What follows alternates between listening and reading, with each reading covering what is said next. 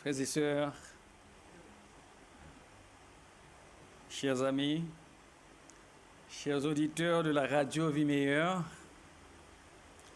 chers internautes,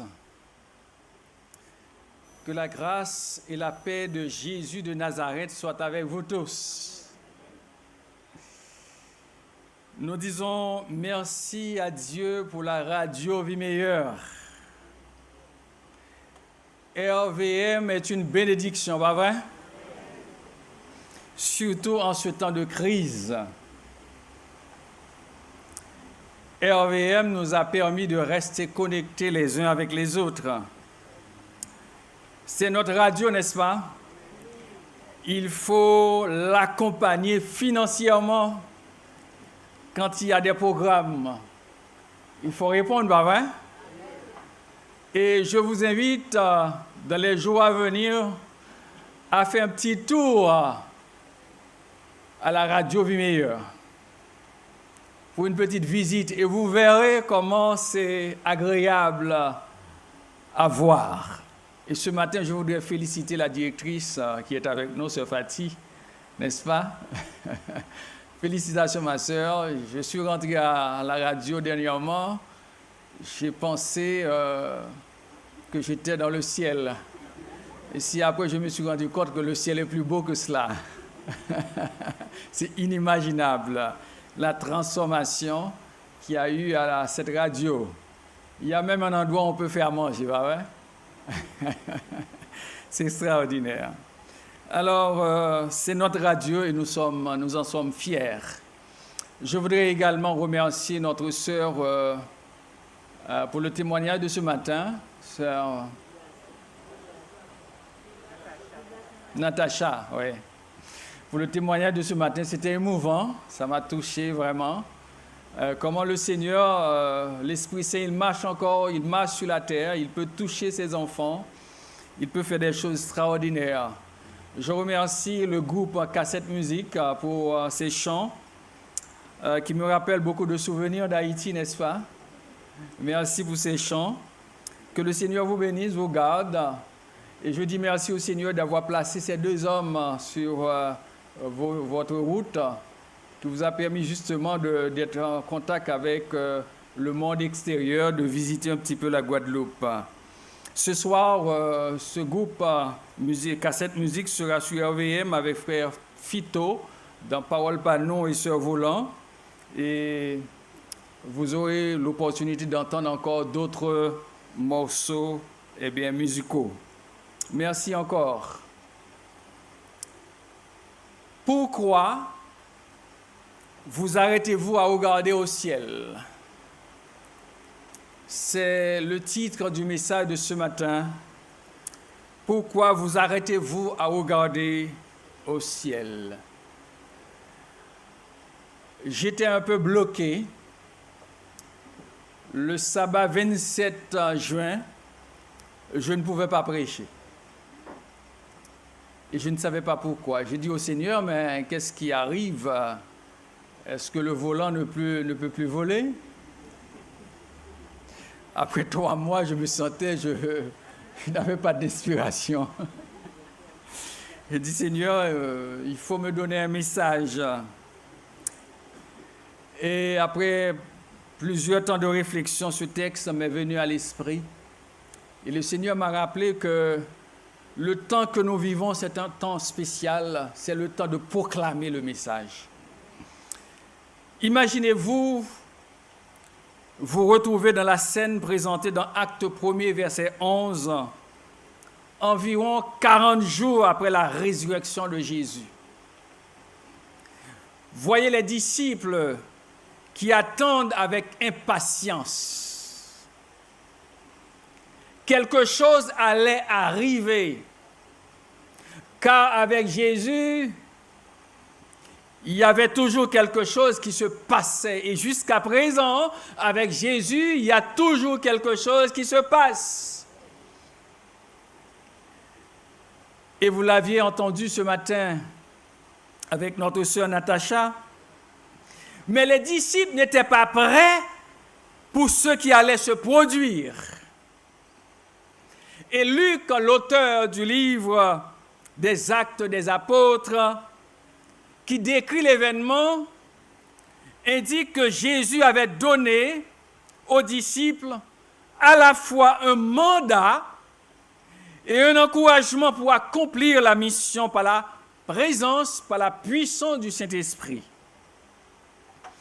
Et la Bible nous dit, pendant que Jésus parlait aux disciples, en leur disant dans Acte 1er, verset 8, « Vous recevrez une puissance, le Saint-Esprit survenant sur vous, et vous serez mes témoins à Jérusalem, dans toute la Judée, dans la Samarie et jusqu'en Guadeloupe. » Et après avoir dit cela, la parole de Dieu nous dit, il fut élevé, Jésus, et pendant les disciples le regardaient, une nuée le déroba à leurs yeux.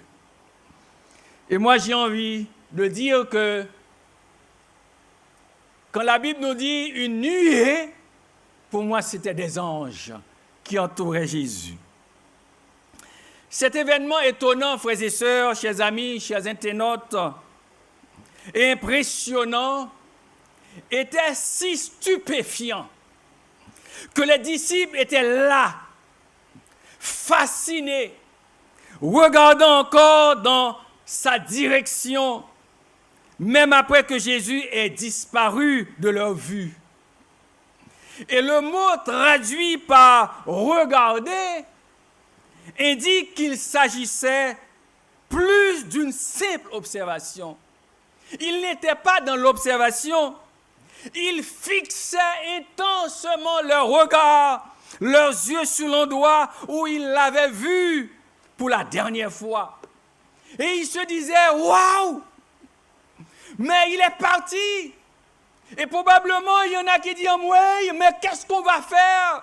Notre Jésus, il est parti. Il nous a abandonnés. Oh là, que nous qu'est allé? Qui ça nous qu'a fait? » Et dans ce moment de découragement, de désappointement, c'est à ce moment-là que deux hommes, décrits comme portant des robes blanches, sont apparus et ont posé une question profonde et pénétrante aux disciples. « Pourquoi arrêtez-vous à regarder au ciel ?» Le verset 11. Qui sait combien de temps ces disciples auraient continué à contempler le ciel si les deux êtres célestes ne leur avaient pas tapé à l'épaule et leur posé la question « Pourquoi arrêtez-vous à regarder au ciel ?» Frères et sœurs, chers amis, la question implique deux verbes indiquant leurs actions négatives. Arrêter et regarder. Ils étaient à la fois debout, en arrêt, c'est-à-dire l'immobilisation complète, et en train de regarder. Ils étaient tous figés, paralysés par la situation. La mission, telle qu'elle avait été exprimée par la bouche de Jésus, était celle-ci. Allez, faites de toutes les nations des disciples. Matthieu 28, 19. Leur posture actuelle n'était pas la position recommandée. Et aujourd'hui, je me pose cette question encore. Est-ce que la posture de notre Église, est-ce que c'est la posture que Dieu nous recommande en ce temps de détresse? Leurs yeux, les yeux des disciples étaient dans la bonne direction, mais leurs pieds étaient dans la mauvaise position. Le moment était venu pour eux de prendre conscience d'eux-mêmes en tant que dirigeants du mouvement de Jésus. Désormais, ils ne devaient plus être passifs, mais devaient devenir actifs. Entre l'ascension de Jésus et le retour et son retour, il y a un travail énorme à faire. Les ont dit, votre mission est d'aller à Jérusalem et d'attendre la descente du Saint-Esprit. Votre œuvre est de témoigner la grandeur, la miséricorde et la manifestation de la grâce de Dieu. Alors, pourquoi arrêtez-vous à regarder au ciel? Allez! Et avec le recul, frères et sœurs, nous pourrions trouver des raisons logiques pour penser que regarder était plus facile pour les disciples que de bouger. Il est toujours plus facile de regarder les autres qui travaillent. S'ils avaient continué à regarder, Matthieu n'aurait pas subi le martyre en Éthiopie, tué par une blessure d'épée. Marc ne serait pas mort à Alexandrie après avoir été traîné par des chevaux dans les rues. Luc n'aurait pas été pendu en Grèce à Éphèse. Et quand ses bourreaux ont vu qu'il n'était pas mort, on l'a envoyé à Rome, et arrivé à Rome, on l'a jeté dans une chaudière d'huile bouillante. Et par la grâce de Dieu, il en est sorti vainqueur. Oui, il a été envoyé à Patmos pour mourir de faim. Mais Jésus l'a visité et il a reçu la vision de l'Apocalypse. Oui, frères et sœurs, s'ils avaient continué à regarder, Pierre n'aurait pas été crucifié à l'envers sur une croix en forme de X. Et selon certains commentateurs, c'est parce qu'il disait à ses bourreaux qu'il se sentait indigne de mourir de la même manière que Jésus-Christ, son sauveur. Jacques le majeur, le fils de Zébédée, n'aurait pas été décapité à Jérusalem. Jacques le mineur, fils d'Alphée, on l'appelle ainsi pour distinguer de Jacques le majeur, choisi avant lui, fut jeté à 100 pieds au-dessus du pinacle au sud-est du temple de Jérusalem, parce qu'il refusa de renier sa foi en Christ.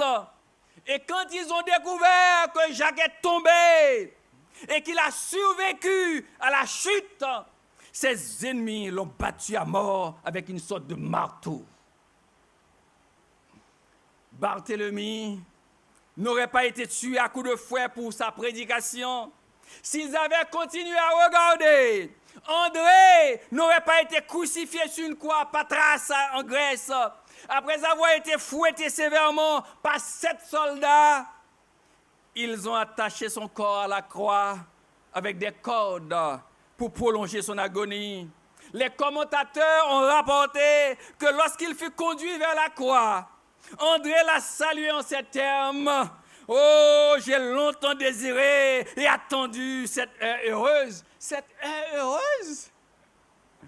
Il a continué à prêcher à ses bourreaux pendant 2 jours jusqu'à ce qu'il ait expiré. Thomas a été poignardé avec une lance en Inde pendant ses voyages missionnaires pour établir une église. La prédication de l'évangile. Philippe a été lapidé puis crucifié à Hiérapolis en Turquie. Jude a été tué par des flèches quand il a refusé de nier sa foi en Christ. Matthias, l'apôtre choisi pour remplacer le traître Judas Iscariote, a été lapidé puis décapité. Barnabas a été lapidé à Salonique. Voilà, frères et sœurs, le sort des disciples. Et aujourd'hui, nous sommes très à l'aise. Nous avons tout. Nous avons 4x4. Nous avons toutes sortes de choses. Mais l'évangile fait du surplace. Voilà, malgré la mort. Jean a entendu la mort de Jacques. Il a continué. Marc a entendu la mort de Pierre, il a continué à prêcher l'évangile. Et aujourd'hui, quelqu'un vient à l'église parce qu'un frère, une seule, l'a regardé un petit peu de côté. Samedi prochain, je ne reviens plus parce qu'on ne veut plus me voir. Vous n'avez pas compris le prix de l'évangile?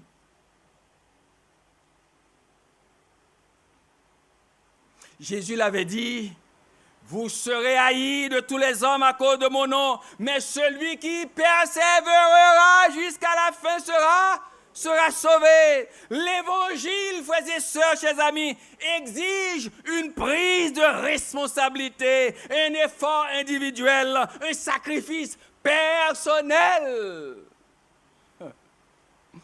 Aujourd'hui encore, avec des voix vibrantes, les anges cherchent à nous rappeler que aussi frustrant que cela puisse être parfois de fonctionner dans certaines structures de l'Église, aussi ennuyeux que cela puisse être de se sentir enfermé dans des modèles obsolètes, aussi bizarre que cela puisse paraître de venir au temple avec des masques,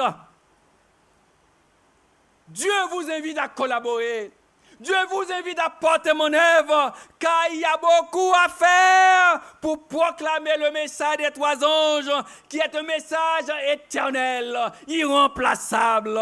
C'est pourquoi le fait de regarder en raison de la frustration ne fera pas le travail. Quelle que soit la frustration, il faut aller de l'avant, par la grâce de Dieu.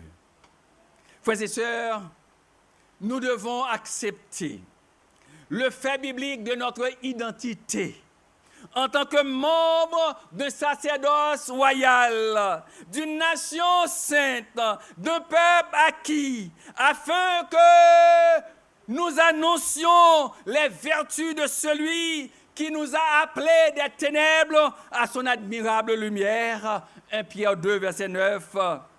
Nous sommes des ambassadeurs pour le Christ et nous devons poursuivre notre mission divine. Frères et sœurs, chers amis, nous pouvons éviter beaucoup de peines et d'épreuves si nous ne faisons que regarder. Mais comme pour les disciples, il en est de même pour nous. Leur appel n'était pas un appel à simplement regarder. Le nôtre non plus. Ils ont remporté la victoire éternelle parce qu'ils étaient prêts à s'impliquer dans le combat contre les forces du mal.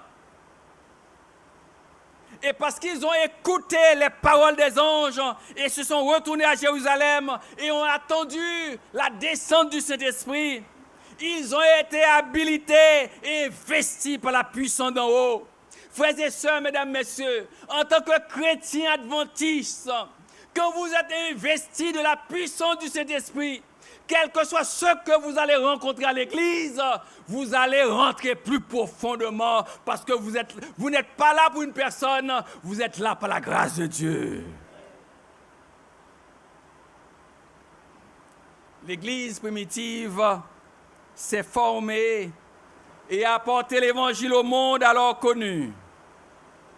Et nous aussi, lorsque nous choisirons de rechercher la puissance du Saint-Esprit, nous verrons qu'il n'y a pas de limite aux grands exploits que nous pouvons accomplir pour Dieu. Avec Dieu, il n'y a pas de limite. Pourquoi vous arrêtez-vous à regarder adventistes de la Guadeloupe, adventistes de partout? Ce n'est pas la bonne posture. Il faut avancer. Le chrétien n'est pas appelé à faire du surplace, non. Vous devez avancer dans vos études tout en prêchant l'évangile. Vous devez avancer dans vos projets tout en prêchant l'évangile. Vous devez avancer dans la construction de votre maison tout en prêchant l'évangile. Tout ce que vos mains va faire avec votre force, faites-le tout en prêchant l'évangile.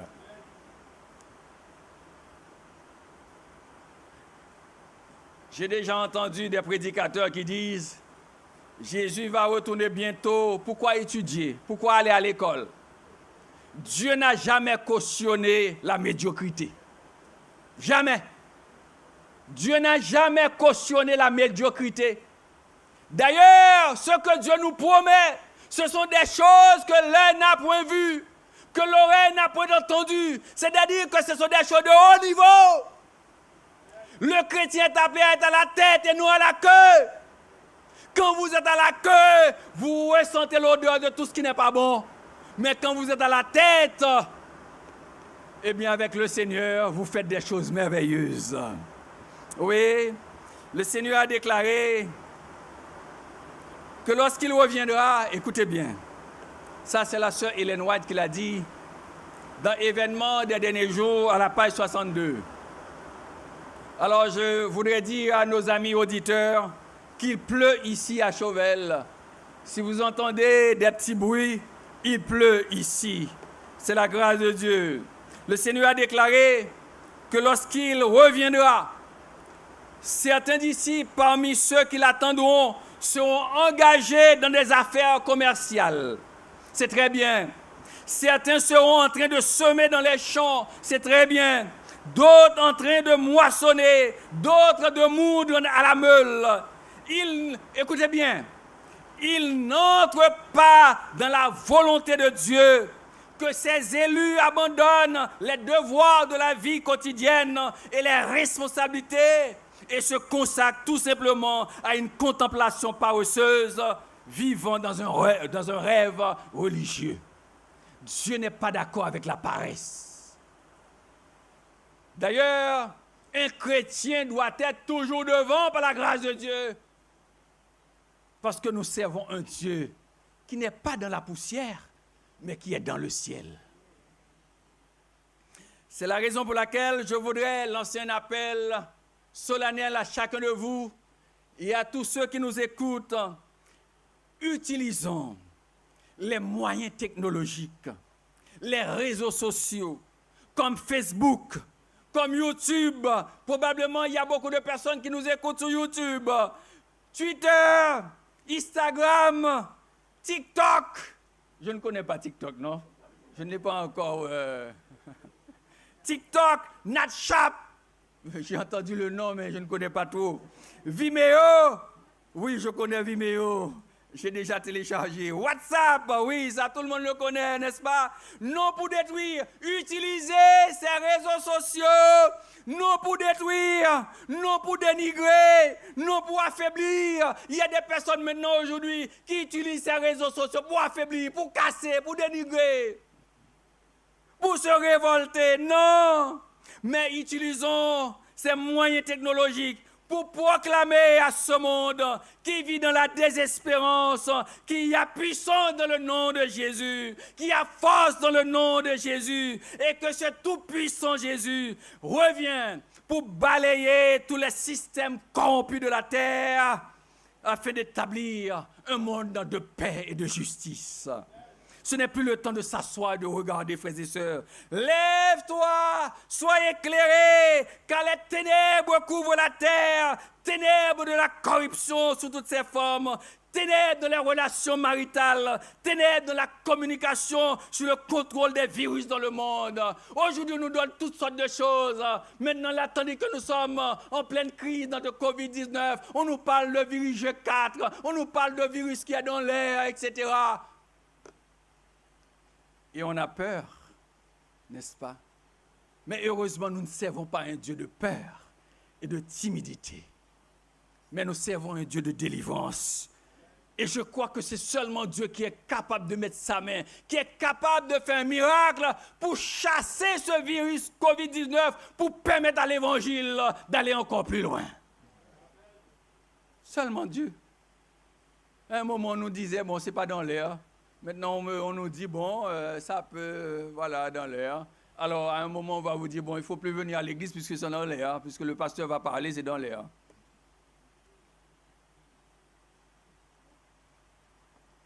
Cependant, nous savons que la maladie ne vient pas de Dieu. C'est une maladie, elle existe.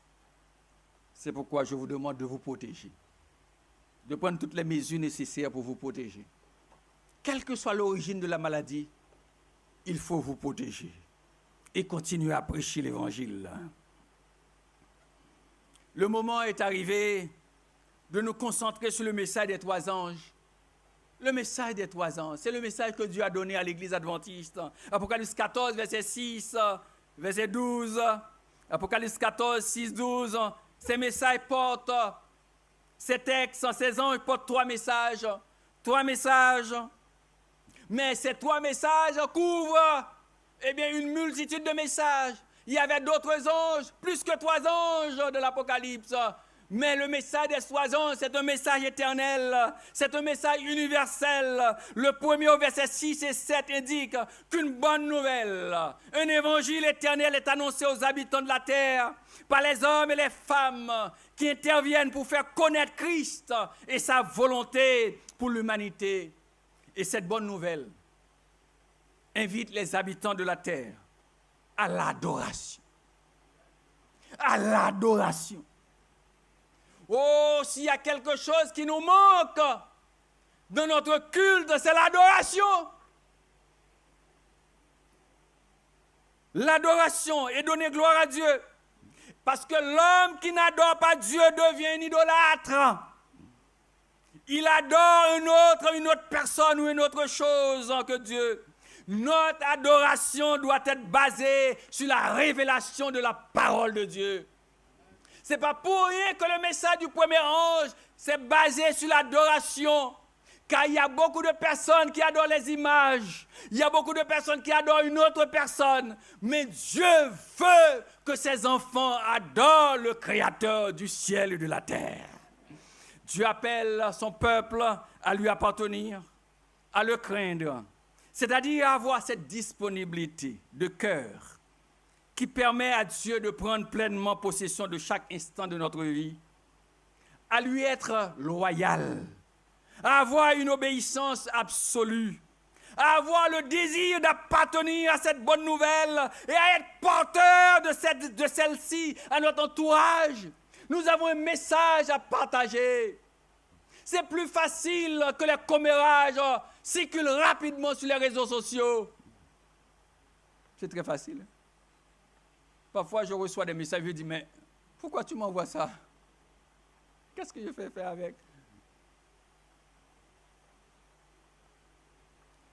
Quand quelqu'un me dit, bon, il y a un homme à Pointe-à-Pitre qui distribue des bonbons empoisonnés.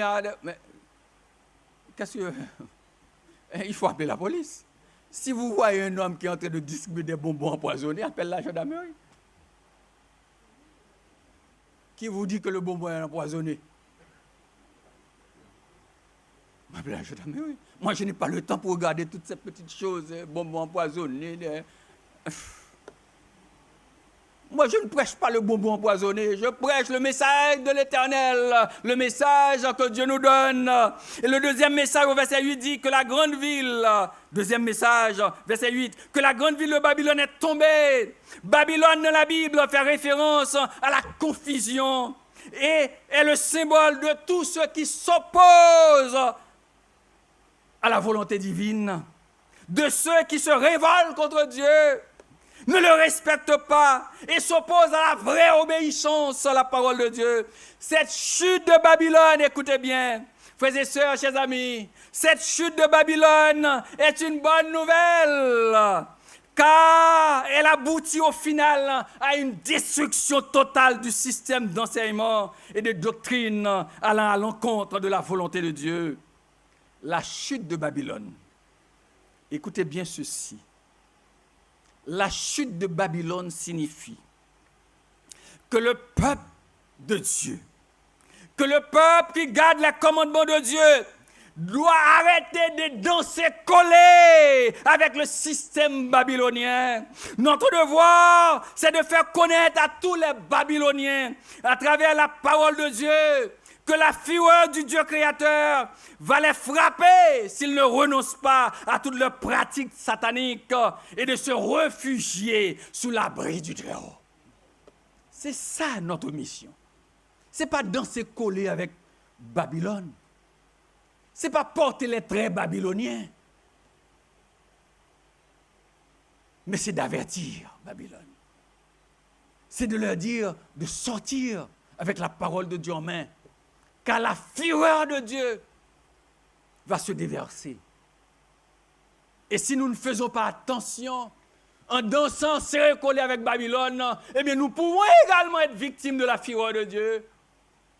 Et c'est la raison pour laquelle Dieu nous appelle justement, avec la Bible, la parole de Dieu en main, de prêcher l'évangile, de prêcher la vérité. Et le troisième message, au verset 9 à 12, mentionne un signe de reconnaissance pour ceux qui obéissent au commandement de Dieu et gardent la foi de Jésus. Ce signe de reconnaissance qui est le sabbat. Le sabbat est un sceau d'appartenance apposé par Dieu lui-même, le Créateur des cieux et de la terre. À tous ceux qui lui sont fidèles, dans Ézéchiel chapitre 20, versets 12 et 20, c'est un texte adventiste, Ézéchiel chapitre 20, versets 12 et 20, où il est dit que le sabbat c'est un signe qui fait reconnaître que tu es un enfant de Dieu.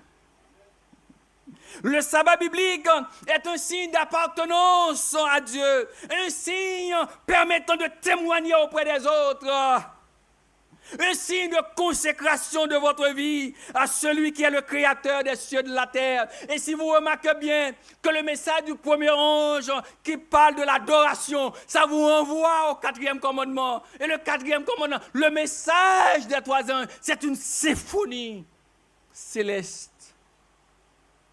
C'est un pain complet. C'est ce message que Dieu a donné à l'Église adventiste. Le sabbat qui est ceci, qu'est-ce que nous faisons avec le sabbat? Aujourd'hui, avec la technologie, observez-vous encore le sabbat? La Bible, la parole de Dieu nous dit, faites cuire tout ce que vous avez fait cuire. Faites bouillir tout ce que vous avez fait bouillir. Mettez-les en réserve, parce que demain ou aujourd'hui, c'est le sabbat de l'Éternel. Aujourd'hui, avec un cuiseur de riz, bon, je n'ai pas besoin de faire ça. Fais attention. Et nous prenons toutes sortes de prétextes pour faire nos affaires. Et parfois, nous ouvrons le sabbat et puis nous clôturons le sabbat. Parfois, il y a le grand soleil et nous sommes partout. Peuple de l'Éternel, faites attention. Le sabbat biblique est un signe d'appartenance. Là où vous travaillez, est-ce qu'on sait que vous êtes adventiste du 6e jour?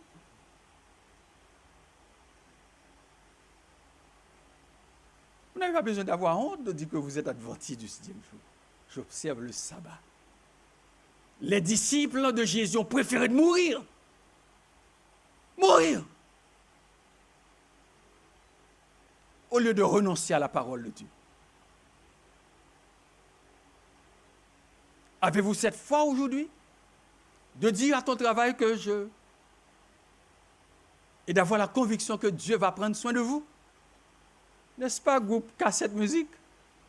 Le Seigneur a envoyé 2 anges, va avoir pour vous prendre soin de vous.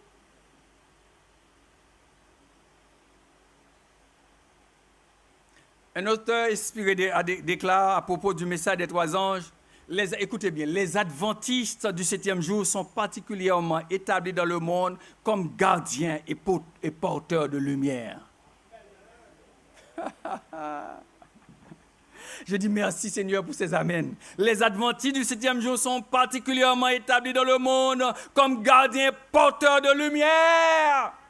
Dieu les a confiés, le dernier avertissement est destiné à un monde mourant. Le monde est en train de mourir, frères et sœurs. Le monde est en agonie.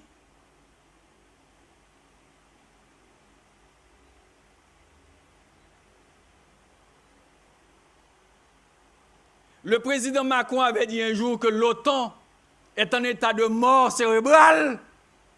Eh bien, le monde, c'est le monde qui est en état de mort cérébrale. Le monde est en train de mourir. Tandis que le pain de vie, il est là. Il y a même des chrétiens qui ont honte de marcher avec une Bible. Qui ont honte même de porter une cravate pour venir à l'église.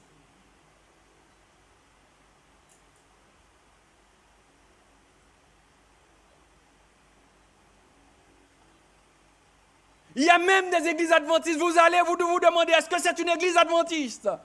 Nous avons perdu notre identité. Et c'est le moment de nous réveiller. Et c'est tellement vrai. J'ai demandé au Seigneur, mais inspire-moi. Vous savez, ce matin, je ne sais pas, c'est... Quand j'ai ouvert le message, pour réviser un petit peu. Et puis j'ai été sur WhatsApp. J'ai vu que on m'a envoyé plusieurs messages du président de la conférence générale. Et puis j'étais en train de l'écouter. Je me suis dit, mais il prêche ce que je vais dire là. La citation qui nous parle du message des 3 ans était dans son message. C'est le message qu'il faut prêcher. On a honte aujourd'hui de parler de la marque de la bête, de dire aux gens qu'est-ce que c'est la marque de la bête. On a honte aujourd'hui de parler de la vraie Église de Dieu. C'est aujourd'hui qu'il faut dire au monde, voilà le chemin, marchez-y par la grâce de Dieu.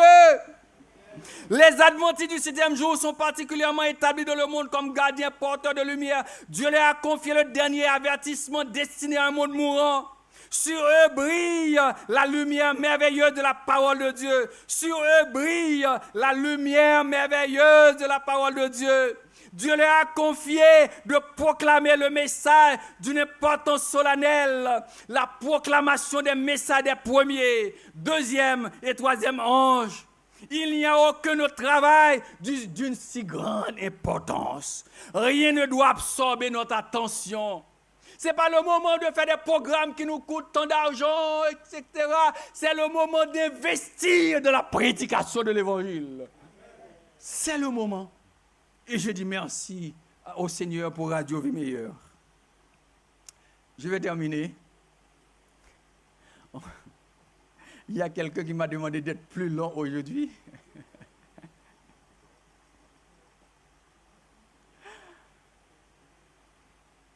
Frères et sœurs. Oui, c'est bon pour la radio. Frères et sœurs. Laissez-moi vous dire quelque chose.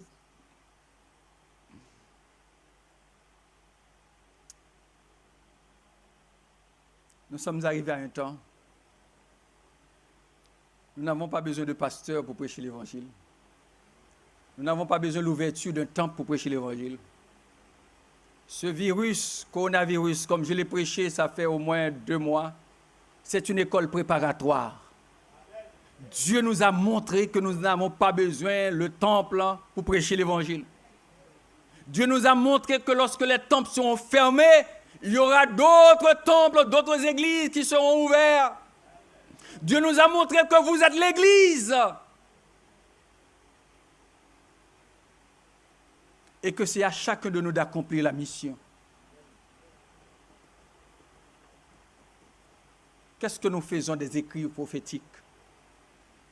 Des écrits d'Ellen White? Qu'est-ce que nous faisons de la Bible? Aujourd'hui, parfois, nous disons que nous ne pouvons pas acheter un livre de l'esprit de prophétie, mais nous achetons un portable à 800 €.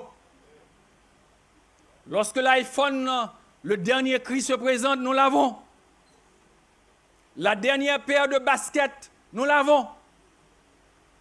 Nous portons toutes sortes de choses. Nous achetons toutes sortes de voitures, mais nous ne pouvons pas acheter un livre de l'esprit de prophétie. Et pourtant, c'est gratuit. Partageons ces ouvrages avec nos amis. Étudions ces ouvrages.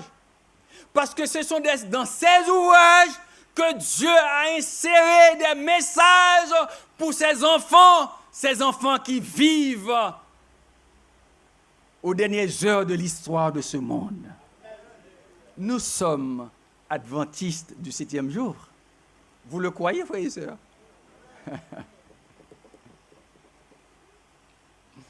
Et parfois, je me sens découragé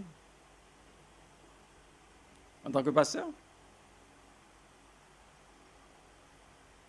On a l'impression parfois qu'on ne veut pas prêcher. On a l'impression qu'on veut quelque chose d'autre.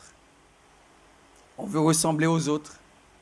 Mais si vous saviez, frères et sœurs, pendant ce temps de crise, la quantité de personnes inconnues qui m'ont appelé pour me dire « Je veux connaître qu'est-ce que ça veut dire le sabbat. Je veux connaître qu'est-ce que ça veut dire la marque de la bête. Je veux connaître la vraie église. » Des personnes que je ne connais pas. Qui leur a donné mon numéro de téléphone, je ne sais pas. Je suis sûr que c'est la même chose pour la radio également. Des personnes qui appellent, qui veulent étudier, qui veulent découvrir Jésus. Et tandis que nous sommes là à regarder. Regardez. Il n'y a pas de ventilateur, non, il fait chaud. La communication ne passe pas très bien, non? Le micro, nous nous sommes plus concentrés sur le virus que sur l'Éternel, parfois. Nous nous concentrons sur les choses. Mais les choses passent. Mais la parole de Dieu demeure éternellement. Les choses passent. Il faut le croire. Les choses passent. Les choses passent, frères et sœurs. Qu'est-ce que ça vous fait qu'un frère, une sœur vient à l'église, vous êtes seul dans votre voiture, vous savez que votre sœur n'a pas de voiture, vous passez là et vous l'appelez. Qu'est-ce que ça vous coûte? Prêchons l'évangile. Dans votre voiture, vous êtes sur la route. Moi, on m'avait dit, je travaillais sur la Bastère, on m'avait dit, pasteur, fais attention, pasteur. Vous prenez des gens. Moi, je les prends toujours sur la route. Quelqu'un m'arrête. Dès que l'Esprit Saint me dit de m'arrêter, je m'arrête. Mais ce que j'ai remarqué le plus souvent, quand je faisais Bastère, Abîme, Bastère, les personnes qui m'arrêtent toujours sur la route, c'était des femmes. Je dis, mais Seigneur, pourquoi toujours des femmes? Mais quand elles montent dans la voiture, dès qu'elles s'asseyent, je dis, bonsoir ou bonjour, je suis pasteur Volant Moïse. C'est un mot de passe pour me protéger. Vous avez affaire à un pasteur de l'église adventiste du 7e jour. Dès que vous entendez ça, pasteur, ben, et moi également, le fait également de le dire et de l'entendre également, ça me dit, tu es pasteur. Et là, on prêche l'évangile, vous savez, on parle de témoignage. Eh bien, je vais vous raconter un témoignage comme ça. J'étais sur la route. Je revenais de Saint-Claude à un comité d'église. Et puis, quelqu'un m'a fait ça. Et puis, je suis passé. Arrivé devant, je me suis arrêté. Je dit, mais pourquoi je m'arrête? Il y a quelque chose qui m'a dit, fais marche arrière. Fais marche arrière. Et puis, j'ai dit au monsieur de monter. Il est monté. Dès que le monsieur est monté, il m'a dit, là, je vais me suicider. Je vais me suicider. J'ai dit, wow, Seigneur, dans quoi je suis tombé là? Je vais me suicider. Je lui dis, mon ami, tu ne m'as pas dit bonsoir. Bonsoir. Bonsoir. Je suis pasteur Volant Moïse. Ah, tu es pasteur? Oui. Et on a commencé à parler. Et sur la route, maintenant, il m'a dit, mais je suis évangélique. Il dit, mais tu es chrétien? Imagine un instant que quelqu'un qui ne connaît pas Dieu, qui va entendre que tu t'es suicidé, qu'est-ce qu'il va faire? Nous avons discuté, je dis, je te comprends, tu traverses des moments difficiles, ça peut arriver également à un chrétien, nous sommes tous des humains, ça peut nous arriver. Et en discussion, il m'a dit, mais je viens de rentrer à la maison, j'ai trouvé un homme sur ma femme. Il a dit, mais oui, je comprends. Ah bon? Ouais. Il a raison. Oui, il y a des hommes dans la salle. Hein. Je ressenti là maintenant, il y a des hommes dans la salle. Oui, j'ai trouvé un homme sur ma femme. Je ne sais pas moi qu'est-ce que je ferais, mais je sais que ma femme ne me ferait pas ça. Oui, amen. Oui, je sais que vous ne ferez pas ça, vous. Vous ne feriez pas ça. Alors, en parlant sur la route, là, nous avons traversé, et nous sommes arrivés, oui, Capesterre, tout et tout, nous sommes arrivés sur Petit Bout, tout ça. Et arrivé à Petit Bout, il m'a dit, bon, je ne ferai plus ça. Hein.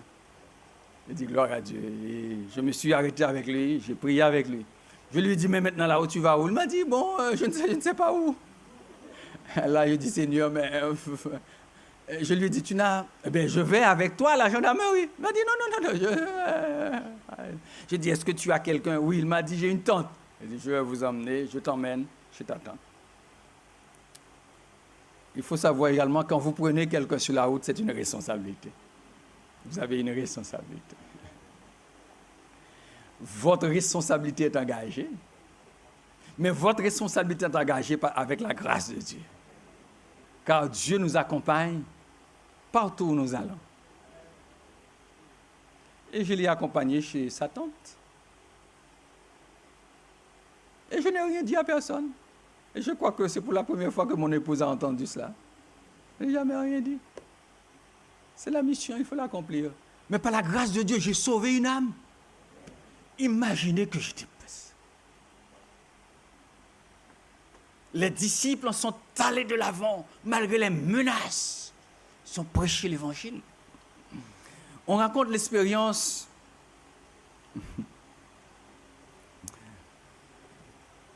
avant de vous raconter cette expérience.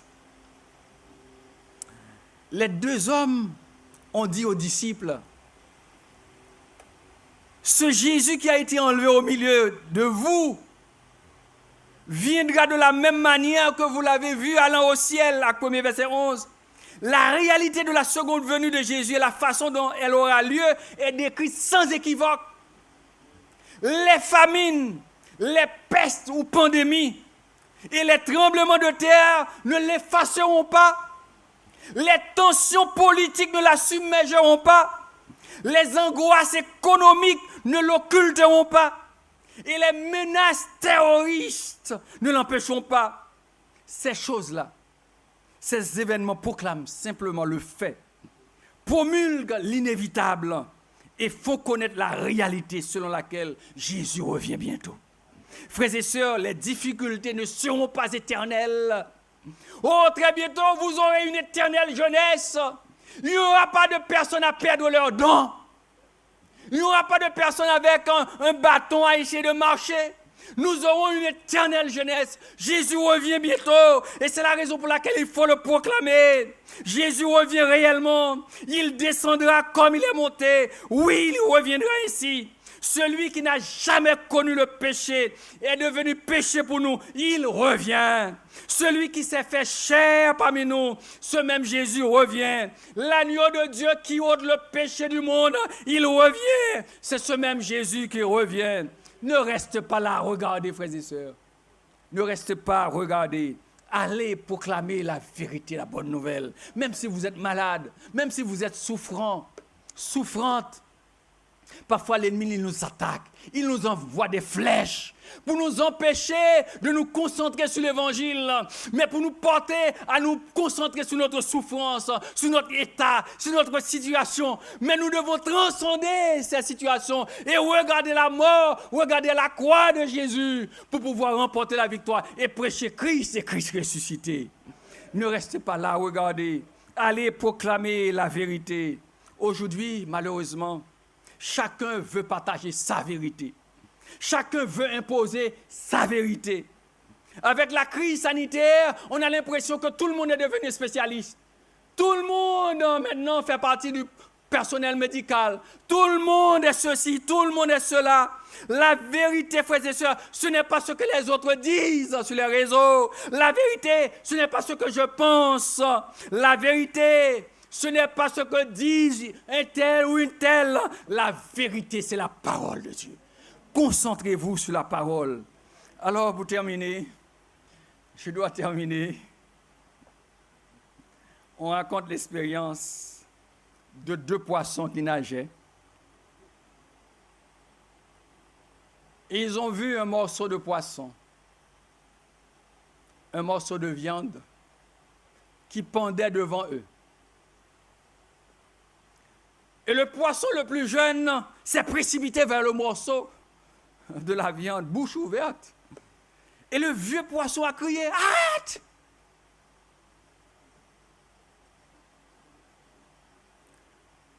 Et il a dit, « Tu ne peux pas le voir. Mais il y a un crochet à l'intérieur de cette viande qui est relié par une ligne invisible à une perche hors de l'eau. Et il y a un homme qui tire la perche. Fais attention, petit poisson. » Et le gros poisson a dit, la vérité est que si tu manges cette viande, le crochet t'attrapera dans la mâchoire et l'homme te tirera hors de l'eau. Il te coupera avec un couteau, te retirera sur un feu et te mangera.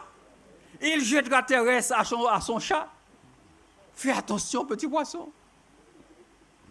Et le jeune poisson s'est arrêté. Et les deux ont nagé très loin.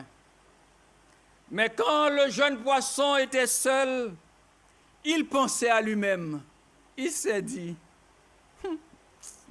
laissez-moi enquêter sur la vérité moi-même. À quel point ces prétentions moches et de perdants sont exactes. Il est retourné à la viande. Il a nagé tout autour. Il a regardé, nagé tout autour. Il a nagé au-dessus, il a nagé au-dessous. Il nagea aussi loin que possible en élargissant les cercles autour de la viande. Il cherche sa vérité.